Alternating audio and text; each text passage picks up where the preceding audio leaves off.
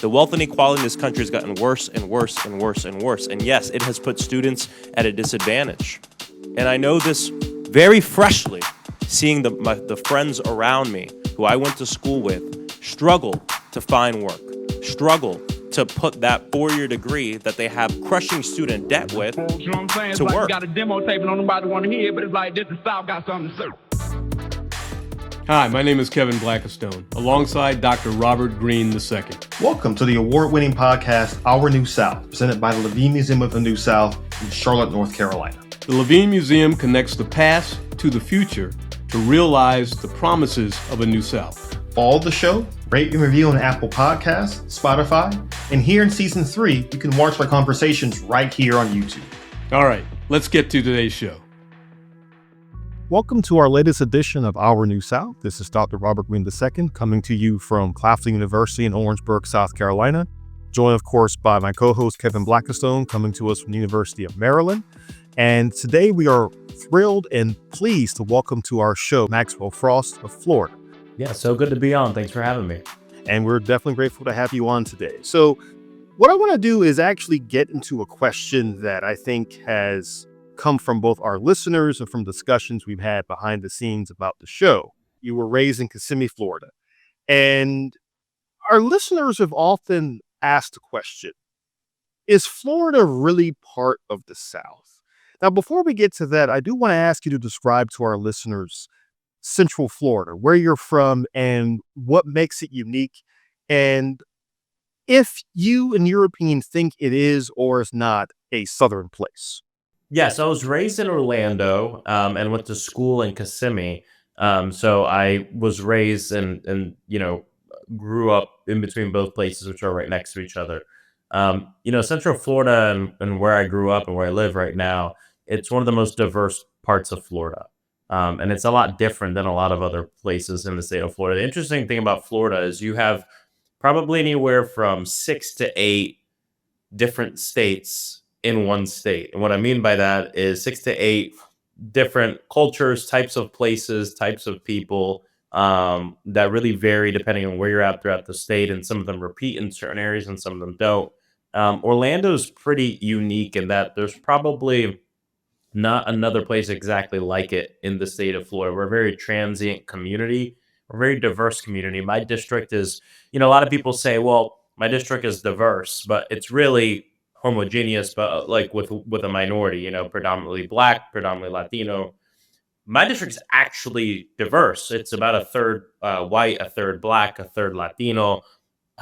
We have a very large AA and HPI population, a large Jewish population, large Arab population. I mean, we have everybody here, and a good amount of everybody. And it's just a really beautiful thing. You see it in the food that we have, you see it in the entertainment and everything like that. So Orlando is a pretty unique place, but I love being from here. I was born and raised here. Is Florida part of the South? Well, all you got to do is look at a map.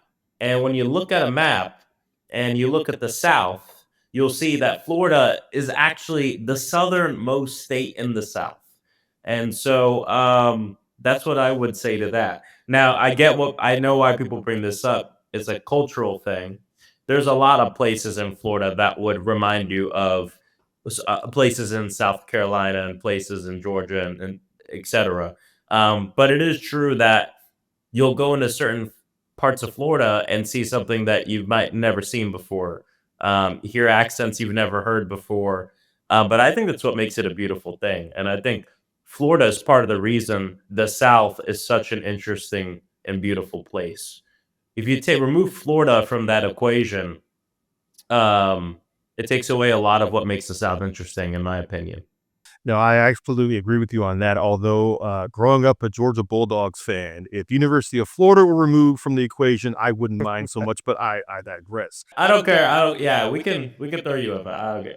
Actually, I lived in South Carolina too. And I lived there for about a year and a half when I worked for the American Civil Liberties Union.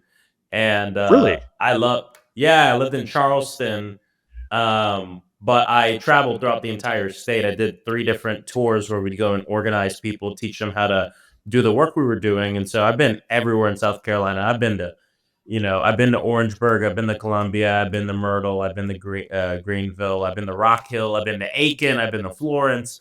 I've been to Okay. places where they chain.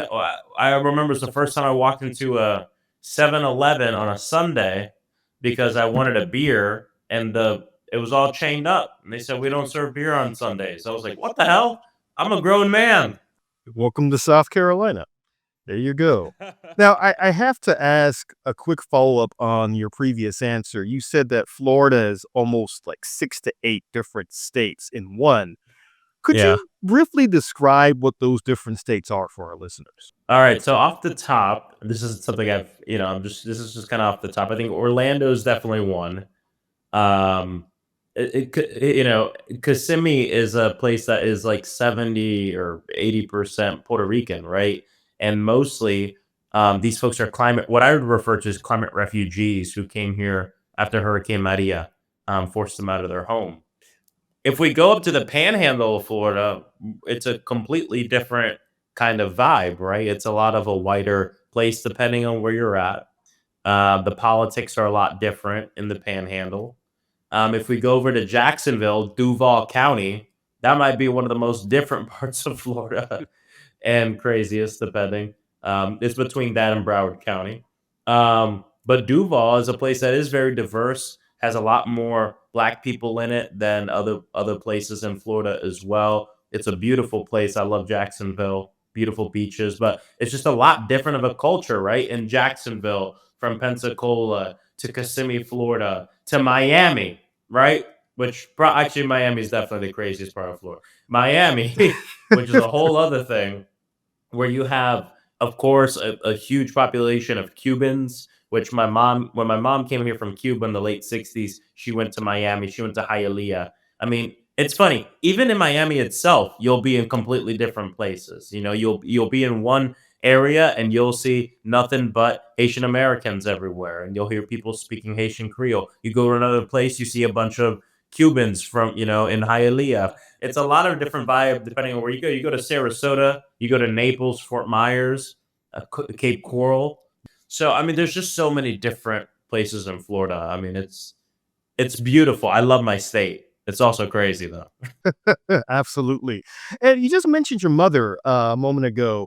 And I want to ask you a bit about your family background. Now, your mother who raised you was a special ed teacher, and you said you was born in Cuba, and came over during the 1960s. Now, that's a story that I think most folks have heard versions of before, but I like for you to give a bit more detail about that, especially juxtaposed with the experience of your birth mother, who you got back in touch with in 2021. How have their journeys influenced your life? Yeah, well, it's interesting. Yeah, so I was adopted at birth. My mom came from Cuba in the late 1960s, with zero English, zero money, and she just retired a few years ago as a public school teacher. She taught special education for 37 years, which, if you know anything about teachers, most people who do special education are not in it for that long. It's a very hard job, but my mom has the best heart I've ever known. And I Good for really her. think my kind of heart of service comes from her. And if I could have just like a fifth of what she has, I'm going to be okay. Because she's the nicest person that's always thinking about serving others. In fact, even now in her retirement, I always tell her, Mom, I thought retirement was about kicking your feet up and chilling. She's a volunteer for like 6 organizations, and she's an activist. I mean, I see her she goes to protests. She comes to my events. I'm like, Mom, I didn't even invite you to this. She's like, I'm here at Mom's Demand Action. So she's really inspiring me, and it's really a beautiful thing. And then my dad is a musician, and I'm a musician. That's really a huge part of my life as well. And that's something my dad instilled in me from a very young age. I mean, music was always in the house. And my dad isn't like a musician, like, yeah, he plays a guitar sometimes. Like, it was his full-time job and is his full-time job. He's almost retired. He's maybe like halfway there. He's just doing less gigs than he used to. And my dad plays a lot of different instruments: steel pans, conch shells, trombone, piano. He's part of the first graduating class for a master's degree at the University of Miami for studio composition writing. So he's a very serious musician who is the reason I went to art school. And so those are my parents, and I got that art and service side from my parents. My biological parents, I didn't really know anything about, and I got connected with my biological mother, and we had a great conversation. I learned a lot about um, her life, the things she's been through. My ethnicity on that side is my biological mother is Puerto Rican and Lebanese, and then my biological father is Haitian. So there's a lot going on, and it's funny because that's kind of the district I represent. There's a lot going on, but I was raised a Cuban kid, and that's the culture I know. But I'm definitely learning a lot more about Lebanese culture and Haitian culture, of course, living in Central Florida and learning more about the food and the language and everything like that. Wow, well, that's a beautiful tapestry of your life that is representative of the diversity that you just said is in Florida, and particularly the area that you represent. You told the New Yorker magazine in 2023, when someone would say I was black, I would be like, no, no, no, I'm brown. I had a ton of anti-blackness ingrained in me. So, given everything that you just described about your background, where you grew up, how you grew up, and where you are now, um, how did this change and you come to embrace your Afro Yeah. Latino background? For me, I think there's a lot of colorism in the Latino community, and not really my immediate family, but just distant people in my family. Whenever they'd see me, it'd be these little comments, right? You should straighten your hair. Or, comments about the nappiness of my hair being something that was not desirable, right? Um, I always went to great clips for my haircut, and so I never really got to see my hair grow. No flack to great clips or anyone that goes there, but it's not a barber. You know what I mean? I wasn't getting fades or anything like that. I was I was getting essentially a kind of a military buzz cut situation, um, and so I never really understood my own hair. I never understood blackness, and yeah, it was something where at a younger age, when people would say I was black, I would correct them, and I would say, no, no, I'm brown, or no, I'm Latino. And I didn't really understand that you could be both. And in fact, if you went to Cuba, you would see a lot of black people that when they open their mouth and speak Spanish to you, you'd be surprised. But we all know the history of migration and colonialism and etc. All ties, especially in the Caribbean, lead to Africa. And that's especially true in Cuba. And and by biological blood, same thing with Puerto Rico and of course Haiti, Right. being Haitian, and so for me, there's two things that really helped me get in touch with my blackness, and I didn't really get in touch with my blackness until high school, like later high school, and it was two things. Number one, I always tell people it was two chairs actually. One was my drum stool, and it was my drum throne, and playing in jazz band. And it wasn't until I got into my high school's top jazz band. I went to an art school, and that jazz band traveled a lot, and I spent a lot more time around black musicians. And I got to a deep education in Black American music and jazz music. And you know what's interesting? I actually always had that education from my father. Even though my father is not a black man, he has a deep respect and education in that music as well, especially as someone who plays a lot of soca and calypso music. And so I was Mm. always surrounded by West Indian men and things like this. But sometimes you hear your parents tell you something over and over again, and sometimes you have to hear it from someone else. And for me, it was the collection of people I heard it from and learned things from that I came into touch with my blackness because I looked up to historical black jazz icons, if that makes sense. The second seat that helped me get into touch with my blackness was actually my barber's seat. And I've had the same barber for 15 years. And when I first started seeing him, it was my barber's name is Chris, and my friend Chris, who I went to high school with, told me like, "Yeah, you should go see my barber." So that, he was, my barber was the first actual barber I went to post my Great Clips career, and so There goes that eh, endorsement. again, there's no issue with Great Clips, but so it was my first barber I went to, and for a few years he would just give me the same haircut, not the same, better, right? He would add more of a fade, and things would look a lot nicer, but it was that same type of haircut. And then, he had suggested to me about growing it out a little bit to see what it would look like, because that's something I had never done. And I started doing that in high school, really. And my girlfriend at the time loved it, so I was like, "All right, let's keep growing it out." And and honestly, like, Chris really helped me understand my hair. And what I'm trying to say is, hair and music is really what got me in touch with my blackness and helped me come to a place where I was, number one, proud to be a black man, but also I started to understand more of the fact that, oh, I am Latino, I am also black, and that's a very normal thing in this country and really around the world. When people come into my events on the west side, which is where like every other community, Central Florida is pretty segregated. And the west side's where a lot of our African American black community lives. East side's where a lot of the Latinos live. So I'll be on the west side. People come to me and be like, "I heard you're not really black."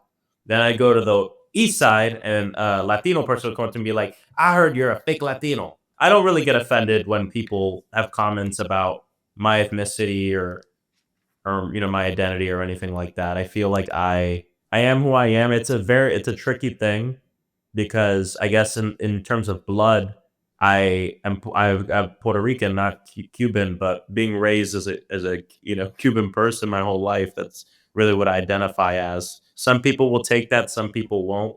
It's okay. I really don't care. To be honest, I'm proud of who I am. There's a good brother on Capitol Hill named Jared Scott who has a very small barber chair shop. Oh, okay. Yeah, and he was John Lewis's last barber. Oh, wow. Pennsylvania Avenue, really good guy. Okay, I'll check him out. Being from the South, and we often think of it as a binary road, and so you discovering your blackness later, and I'm just wondering what role the South may have played in that discovery. A lot, and honestly, it wasn't until, like I said, high school that I really came to terms and really accepted and understood my blackness. But it's not just something. It's not like an epiphany. You wake up one day. I always had felt like, man, there's a lifetime of experiences and things that I don't have, and I always felt very anxious about that. So I worked up and down all of Florida pretty much. And then, like I mentioned earlier, living in Charleston was huge for me. And getting to spend time there and learn about the history, learn about the differences in food, right, in different places in the South. And honestly, all of that has prepared me to do the work that I'm doing now, because it's a deep cultural understanding, but not even just that, the role and leadership of Black people in those struggles, and how it directly connects to what we're dealing with now and what we've been dealing with in the state of Florida, is something I preach all the time. And I think it's less of a consideration for my constituents and more of something that I have to almost convince people of when I'm in DC and when I'm speaking with people who are not from the South, because a lot of people have given up on the entire South. And I feel like Florida is a caricature for that. There's a ton of jokes about Florida and DC. A ton of people are like, "You got elected from Florida? How is that possible?" Or, "Let's give up on Florida. Let's cut Florida off from the rest of the country." Which, I get the jokes. We're a little bit of a crazy place, but at the end of the day, I think we're really a microcosm of what's going on in a lot of this country. And this is another thing why I'm always frustrated by jokes about the South and jokes about Florida, because when we talk about, especially in recent years, let's take the last 8 years of U.S. history, some of the largest movements and political mass movements, especially led by young people, really stemmed from this state and from the South, broadly speaking. We think about March for Our Lives, right? And that came after the shooting that happened in Parkland, Florida. There had been many school shootings before. And some may argue, because this was a predominantly white, richer community, that's a big reason why it got the hype it did. Which this isn't to negate that assessment. In fact, many of the founders themselves agree with that. But the fact that there had been so many of these shootings before but it was the one that happened in Florida that sparked one of the largest youth movements in the history of our nation. And I'm the product of that movement. I wouldn't be in Congress if there wasn't a March for Our Lives. And the reason I say that is because March for Our Lives didn't just change the conversation. It wasn't just a march, but it created a new structure where young people were being invited to be a part of the process a lot more. I always say if I ran 20 years ago, I'm not sure I would have won. And a big reason is because within the Democratic Party, it might have been more or it might have been more acceptable to disparage me because of my youth, and for that to be a legitimate reason for me to undermine me. But I think what March for Our Lives did is it gave a lot of inspiration, to young people, but it gave a lot of inspiration to older Americans who I think at that point felt, wow, we can really pass a baton, or these are younger people I look up to. And because they had kind of broken that seal, if you will, when I ran a few years later, it wasn't as abnormal or weird or offensive for a young 24-year-old, that's how old I was when I announced my campaign, to enter the field. It was more people were curious, and less than people being offended by my presence. And I feel like 20 years ago, people would be more offended by my presence in a race like that. Who's this guy? He doesn't have experience. He's too young. I didn't get as much of that in my race, and I attribute that a lot to movements like March for Our Lives or the Dream Defenders that came after the shooting that happened in Sanford with Trayvon Martin, where Trayvon Martin was essentially lynched. And so I think that, we have all these movements that come out of Florida, and you have the first member of a generation, which I don't really talk about this much because I don't like to be boxed into that. And for really, I don't represent all of Gen Z. I represent Florida's 10th district, and I can't control when I was born. But I will say the fact that the first of my entire generation to go to Congress at 25 is from the state of Florida. It doesn't really say, a lot of people disagree with me, especially my family and my staff. I think it says less about me, and I think it says more about my community. Because a 24-year-old or 25-year-old could run anywhere, and many have and have not made it through. But in my community, I stepped forward and put my name in the hat, and they picked me. And because of that, I think it just says more. When people say congratulations on being the youngest, I'm like, well, it's really a congratulations to my community because they're the ones that picked me. And I just think it says a lot about the South generally. If we think back to the civil rights movement, we think about SNCC, we think about the largest protests and movements and things that were very local in scope but national in impact. That's all from the South. The title of our show is Our New South. Given all that you've said, what is your concept of the New South today? What does that mean to you? We can't talk about the South without talking about the South's role in slavery of Black people, Jim Crow, Reconstruction, the resistance and opposition that happened in those moments, which is part of what liberated America and held America to its own words, right? In our founding documents, it was Black Americans in the South that held this country to its own words. But a lot of times we don't draw that through line of the opposition all the way to where we're at now. And when I think about the New South, I'm thinking about that through line more than the other one, actually. I think about people like Justin Jones in Tennessee, right? Who was expelled in a very racist way for standing up in the tradition, actually, of what I would say is the Old South, right? Or that's something that comes before us. I think about the LGBTQ plus movement that has taken from that too. This is a group of people who are being very oppressed in our states as well.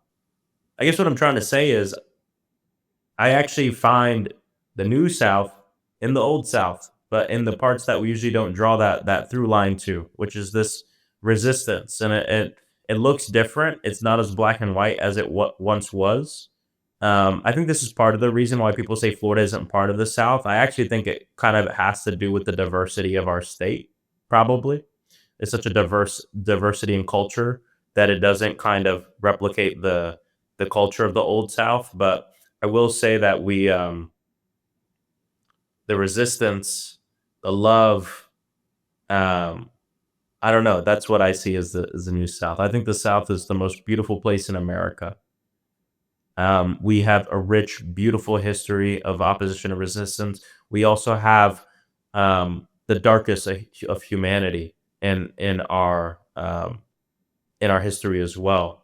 And the fact that we're here on this podcast talking about this, of what the New South is or could be, I think shows the resilience of what it means to be a Southerner, and the fact that we still got a lot of we got a lot more left to write, and the book doesn't end in the worst of us. So I don't know. I want to give you something a little bit more concise, but I'm just so excited, and I think we the South is a lot different now than it was before, and it is because of freedom fighters that we can even have this conversation. So I'm very blessed to be a very small part in such a big puzzle in building a new South.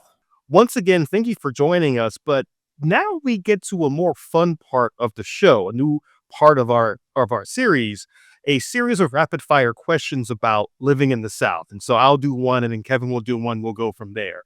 And so these are very quick to the point answers. And our first question is, where is your favorite place to be in the South? I mean, Central Florida, Orlando, Florida. And, of course. But, honestly, I'm going to say wherever there's live music. So our concert venues, it might be walking down downtown or Lake Eola. It could be anywhere. Sweet tea or Arnold Palmer? Arnold Palmer, unsweet. There's enough sugar in the lemonade, okay, y'all? I know people are not gonna like me for this one, but the lemonade has sugar in it already.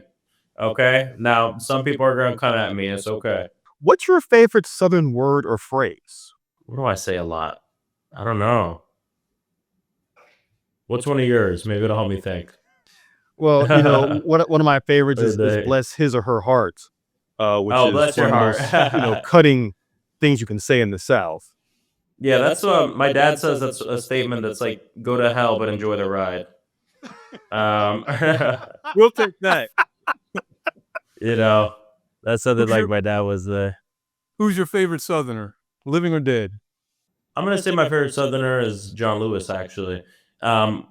One big reason, though, of course, the amazing things he did, but he is also a fine gentleman of Phi Beta Sigma Fraternity Incorporated, in which I am as well. So we just got to make sure we bring that up in this episode. I have some friends who will love that shout out. And finally, what's the most underrated Southern food? Ooh, underrated? Yes. Honestly, my time in South Carolina really got me hip to pimento cheese, which is not a thing in Florida. There we go. And I feel, I mean, I could say we could go somewhere different. I could say crawfish, stuff like this, but I feel like crawfish isn't underrated. I don't know. Maybe it is. I feel like it's well rated. It's really good. I love crawfish, but I would say pimento cheese is underrated in the state of Florida. And the problem is, when I left South Carolina, it's hard to find pimento cheese here that tastes good. It's all way too sweet. It's all too sweet. There's a balance. They have not found it here yet. So in terms of pimento cheese, maybe Florida isn't the South when you talk about pimento cheese. And I have one rapid fire question just for you. Who's your favorite drummer? Oh, Max Roach. That's easy. Max Roach. Very good. Well played. Yeah, for many reasons, but I have a lot of drummers that I love from many different genres, but I would say Max Roach. Good choice. Well, thanks so much for doing this. Man, this was a pleasure. We were really looking forward to this. And you brought some insight that and answers to some of these questions I certainly wasn't anticipating, but really illuminating. Thank you. You know what I'm saying? It's like we got a demo tape and nobody want to hear it, but it's like this the South got something to say. Our New South is presented by Levine Museum of the New South. Levine Museum connects the past to the future to realize the promises of a New South.